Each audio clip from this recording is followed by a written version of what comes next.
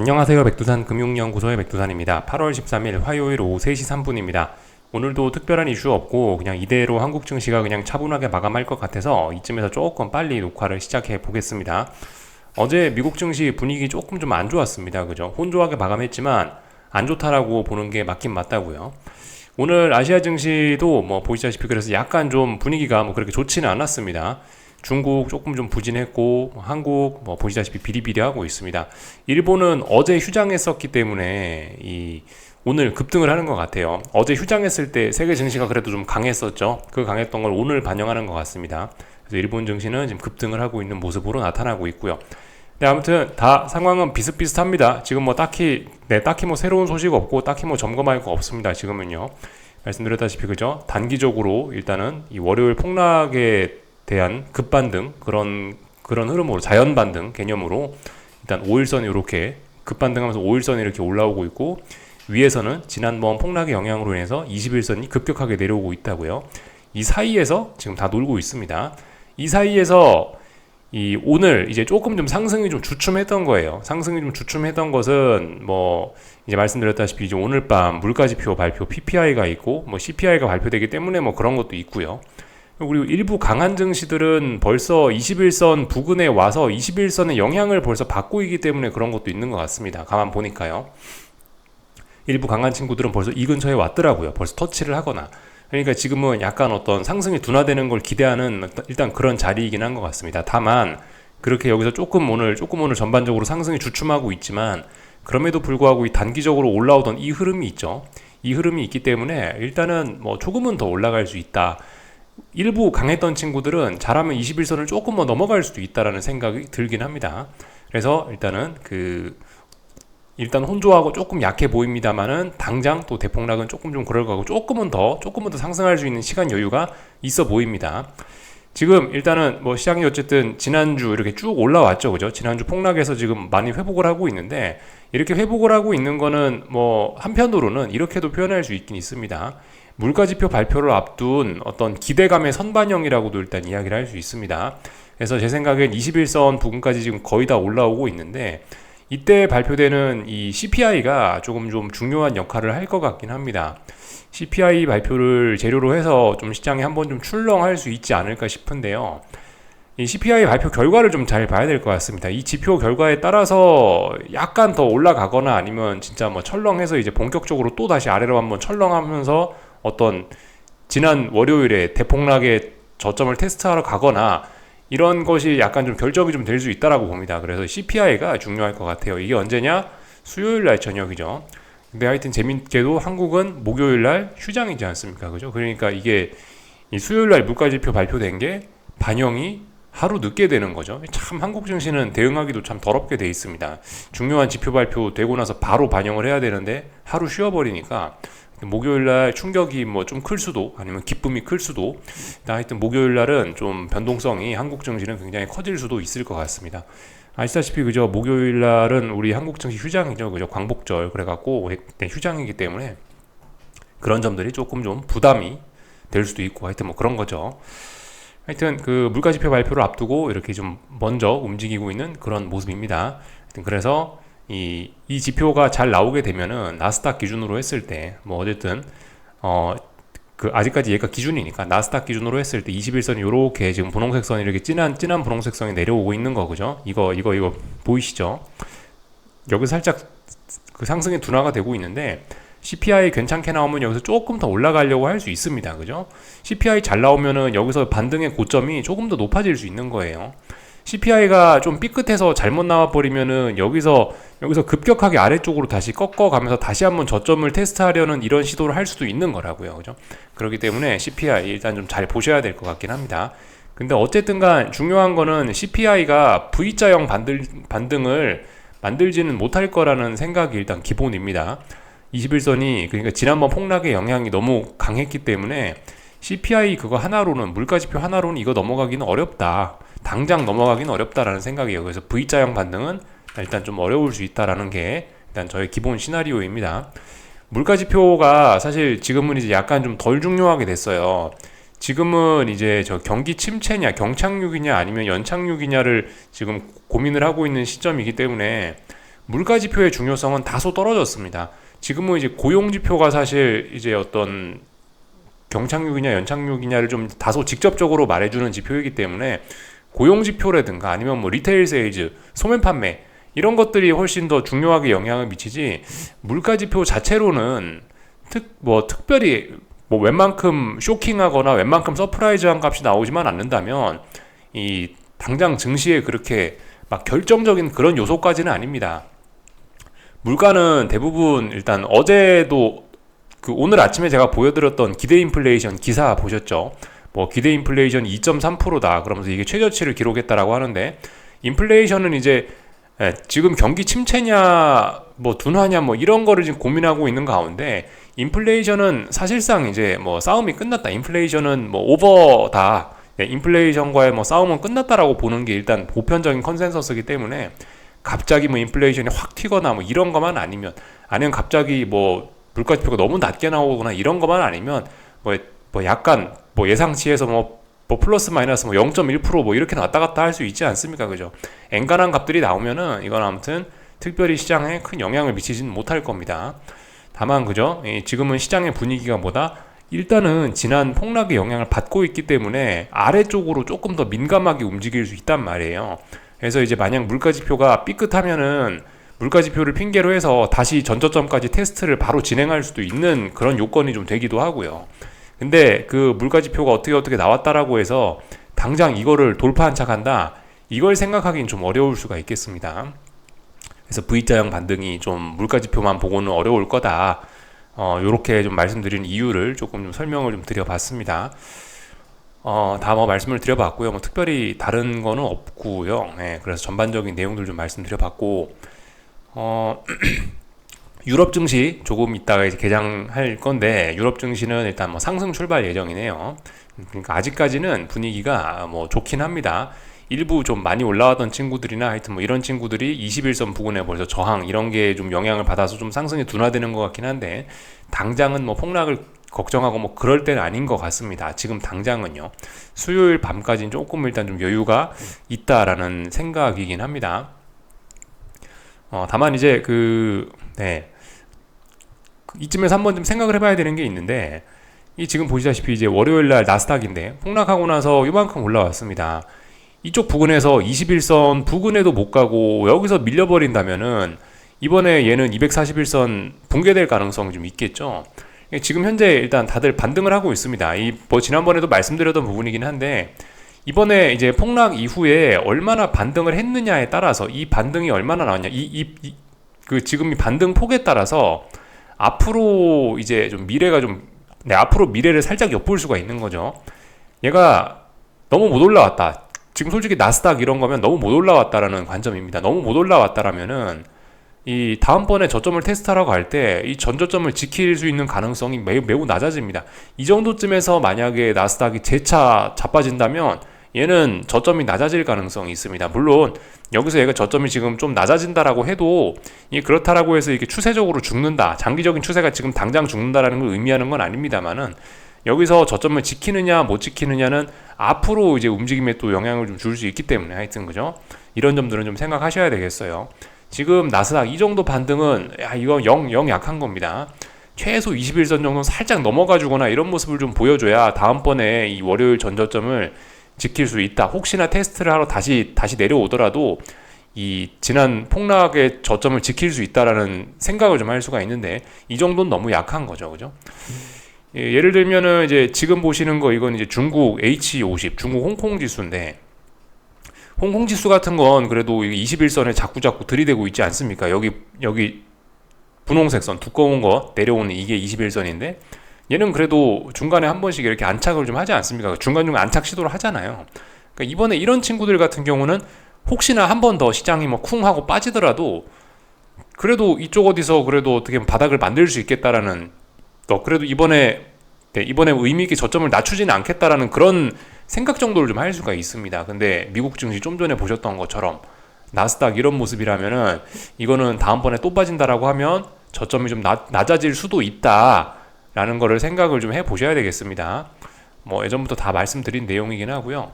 한국 증시는 그럼 어디에 해당이 되느냐라는 걸 생각을 해보면은 이제 강했던 중국 증시보다는 이제 후자, 그죠? 나스닥 쪽에 조금 더 비슷한 모양이긴 하죠.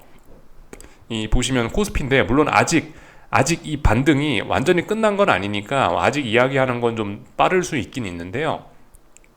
21선이 급격하게 내려오고 있습니다. 그러니까 지난 폭락의 영향을 강하게 받고 있는 데에 비해서 이 올라오는 속도가 영 느려요. 너무 느리기 때문에 어떻게 된다. 이렇게 되면은 다음번에 한 번 더 빠질 수도 있잖아요. 한 번 더 저점 테스트하러 갈 수 있잖아요. 이번에 저점은 여기를 못 지킬 가능성이 좀 높아질 수 있다는 걸 생각을 해봐야 되겠습니다. 코스피 그렇고요. 코스닥도 조금 좀 약한 그런 모습. 네, 그래서 어쨌든 그런 점들을 조금 좀 주의를 하셔야 되겠습니다. 그런 점들을 좀 감안을 하셔야 되겠어요. 그래서 전반적인 내용들을 좀 말씀드려봤고요. 오늘 아직까지는 그죠? 아직까지는 시장이 이 반등의 흐름, 아직까지는 이 반등의 흐름이 끝난 건 아니다라고 말씀을 좀 드렸었기 때문에 반등의 흐름이 반등의 흐름이 끝나진 않았기 때문에 눌림시 매수 일단 그런 이야기가 일단 정석이라고 말씀을 드렸습니다. 그래서 보시다시피 일단은 뭐 약하긴 합니다만은 일단은 뭐 코스피 코스닥 오늘 뭐 비교적 양호한 모습으로 일단 마감을 할 것 같고 코스닥은 오늘 5일선을 테스트하긴 했네요. 근데 역시 그죠 눌림시 매수가 맞긴 맞죠. 분봉 같은 걸 보시면은 빠졌다가 다시 이렇게 올라오는 모습들 보이고 있습니다. 아직까지는 조금 더 오르겠어라는 뭐 그런 모습이긴 합니다. 다만 그죠 이제 슬슬 이제 좀 경계를 해야 될 시점이 다가오고 있는 것일지도 모르겠습니다. 다시 한번 월요일 저점을 테스트하러 가려고 하는 그런 공간, 지금 그런 걸 그런 걸 슬슬 생각하는 그런 시기일 수 있어요. 그죠? 아직까지는 분봉 같은 걸 보면은 계속해서 어떤 눌림시 매수로 이렇게 접근을 할 수 있는데 지금 중요한 저항이 다가오고 있고 이 상승의 탄력이 둔화가 되고 있기 때문에 이제 언젠가는 이제 한 번쯤 좀 빠질 수 있다는 걸 좀 생각을 좀 하셔야 되겠습니다. 물론 여기서 이렇게 한번 얘가 쿵 하면서 다시 전저점을 테스트 하더라도 다시 이쪽 부분까지 내려온다라면 그래도 거기서부터는 또 다시 눌림시 매수를 생각을 하셔야 되겠죠. 그렇게 보시는 게 좋을 것 같고요. 그죠? 코스닥도 마찬가지입니다. 코스닥도 분봉상 보시면 계속해서 지금 눌림시 매수로 계속해서 올라왔는데 중요한 저항이 코앞까지 다가왔어요. 특히 코스닥은요. 그렇기 때문에 중요한 저항이고 물론 코스닥은 지금 분위기상으로 봐서 21선을 살짝 넘어갔다가 뭐 죽는 이런 그림도 또 생각을 할 수 있을 것 같긴 합니다. 좀 강하거든요. 그래도 그래서 어쨌든 뭐 살짝 넘어갈 수도 있고 좀 넘어갈 수도 있고 못 넘어갈 수도 있고 어쨌든 뭐 그런데 한 번쯤 더 이제 이 저점을 테스트하러 가는 거를 경계를 좀 해야 되는 그런 시점으로 보이긴 합니다. 그래서 말씀드렸다시피 그죠 지금 어쨌든 이 큰 관점에서 보면은 대략적으로 일단 당분간은 이 박스권일 수 있다고요. 박스권 지금 박스권 상단에 거의 다 와가는 것 같으니 그죠 박스권 상단에 와간다면 뭘 해야겠어요? 뭔가 어떤 대응을 해야 되겠죠. 또 그리고 박스권 하단 쪽에 가면 또 뭔가 어떤 그런 대응을 해야 되겠죠. 이런 식으로 일단은 전략을 생각하시면은 좋을 것 같습니다. 시장은 아무튼 많이 안정되고는 있긴 있어요. 변동성 지수 이런 것들도 보시면 대부분 다 어떤 주르륵 안정되는 모습을 보이고 있긴 한데 이렇게 떠들썩하게 시장의 변동성 지수가 올라갔었을 때 한 번에 시장이 잘 안정되진 않는다. 그거 어쨌든 잊으시면 안 될 것 같습니다. 지금 분위기 좋다고 계속해서 같이 그 분위기에 젖어 있어서는 안 될 것 같습니다. 대략적으로 좀 이야기를 드려봤고요. 나머지는 뭐 특별한 거 없었던 것 같습니다. 하여튼 오늘 그래서 전반적인 내용들 봤고 삼성전자 하이닉스가 이게 참 문제입니다. 얘네가 너무 약합니다. 얘네가 약해도요.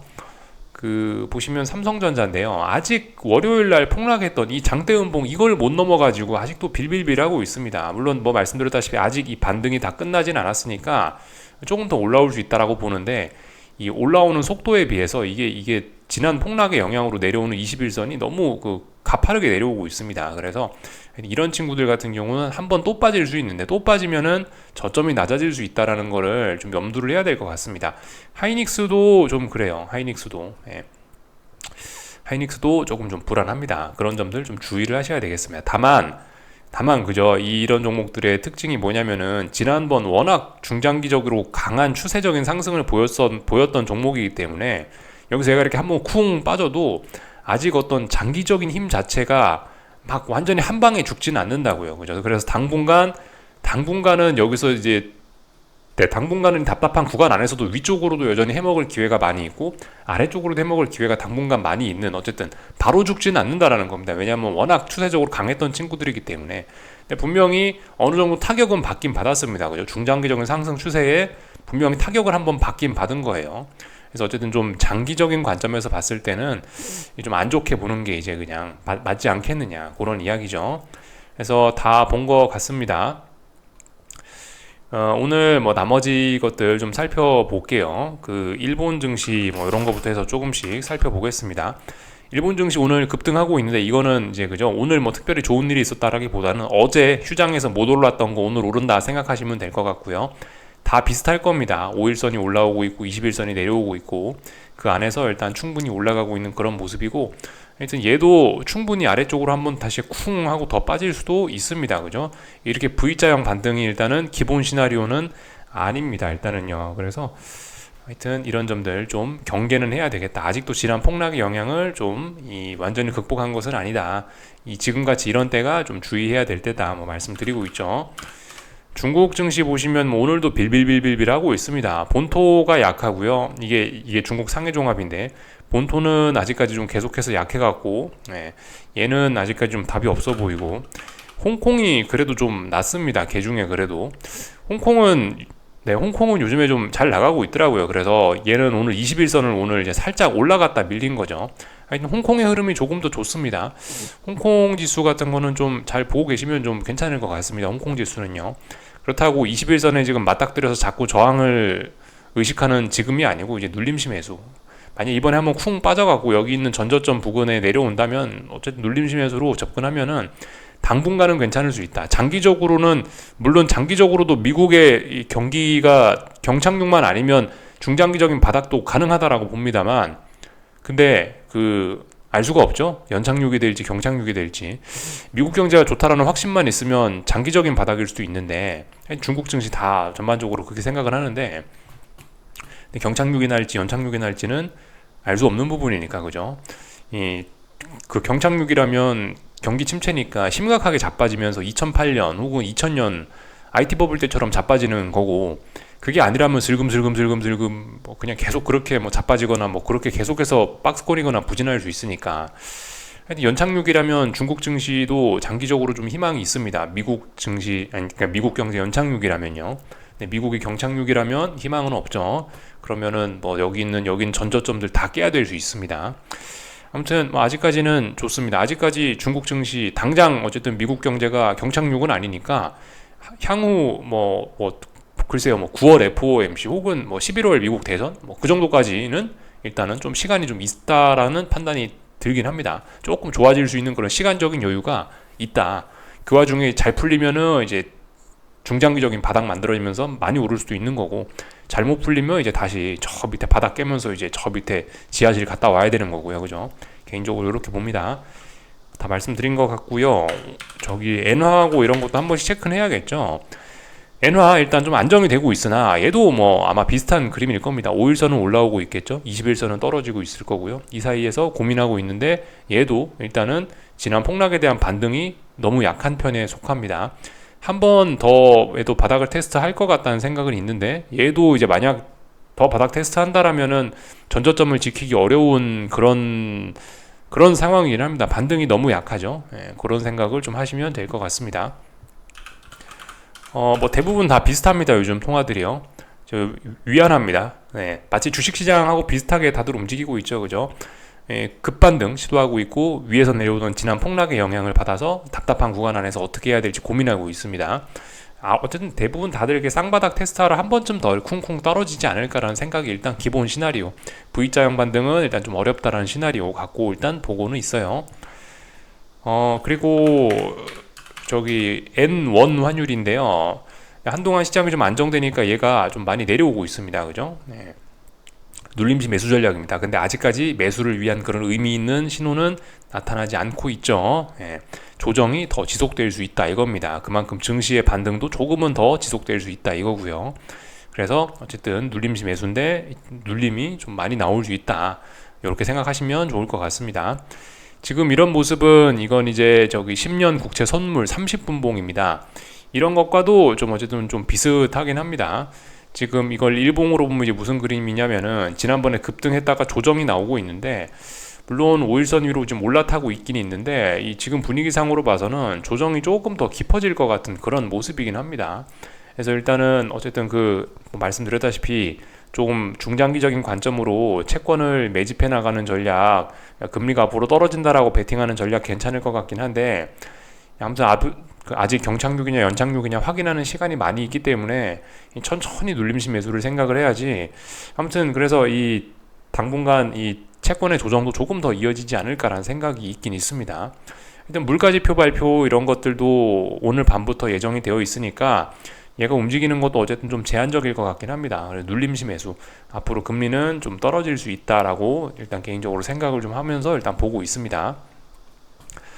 다 봤고요. 뭐 나머지는 특별한 거 없었죠. 한국 증시 먼저 봤고, 오늘 미국 증시 뭐 있겠습니까, 그죠? 특별히 특별한 거 없죠. 지금 답답한 구간. 네, 오늘 밤에 물가지표 PPI 발표가 되긴 하는데 그게 중요한 게 아니고 이제 CPI가 중요한 거라서, 하여튼 올라오는 5일선, 그죠? 나스닥입니다. 올라오는 5일선과 떨어지고 있는 21선 요거 사이에서 고민을 할 예정입니다. 조금은 더 올라갈 여지가 있다 이겁니다. S&P도 같은 그림이죠. S&P도 같은 그림이고요. 러셀 지수는 뭐 딱히 드릴 이야기가 없습니다. 러셀 지수는 이제 더 이상 쳐다보시면 안 될 것 같습니다. 이거는 위로도 아래로도 재미가 없는 그런 것 같아요. 참고로 러셀 지수도 여기서 한 번 더 잘못하면 쿵 하면서 빠질 수 있습니다. 이런 거 좀 주의해서, 이런 점에 좀 주의하셔야 될 것 같습니다. 반등이 없잖아요. 얘는 보시면 이제 월요일날 폭락했던 게 이날인데, 월요일날 반등하고 나서 지금 그것도 월요일날 봉마저도 회복을 못하고 있으니까 코스피 코스닥과 좀 비슷한 모습이긴 하죠. 하여튼 가장 약합니다. 이거는 아직 매수 접근도 안 되고 매도 접근도 안 되고 둘 다 그냥 좀 애매한 것 같습니다. 그냥 예전에 원래 자기가 있던 박스권으로 돌아갔으니까 이런 것들은 그냥 아예 관심을 이제 꺼버리시는 게 맞을 것 같습니다. 다 본 것 같습니다. 그래서 전반적인 내용들 다 말씀드렸고, 그저 오늘 밤 물가지표 좀 신경 쓰시면 좋을 것 같습니다. 그러나 적당히 수요일날 밤에 발표되는 그 CPI가 중요합니다. 여기까지 하겠습니다. 궁금한 거 리플 남겨주시고 내일 아침에 뵙도록 하겠습니다. 여기서 마치겠습니다.